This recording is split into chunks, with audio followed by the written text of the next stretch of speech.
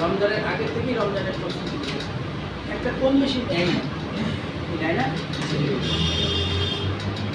দ্বিতীয় কথা হলো প্রথম রোজা অন্তত আর যাই হোক সবাই কিন্তু সেহরি খায়, সবাই কিন্তু ফজরে তাদের জায়গায় পাওয়া যায়, তারা বলতেও জায়গা পাওয়া যায় না।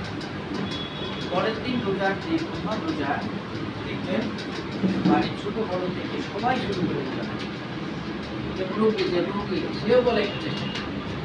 তার মানে রোজা আল্লাহ পাকের মানে রহমত দিয়া, এটা বলতে আসলে রহমত নেওয়া।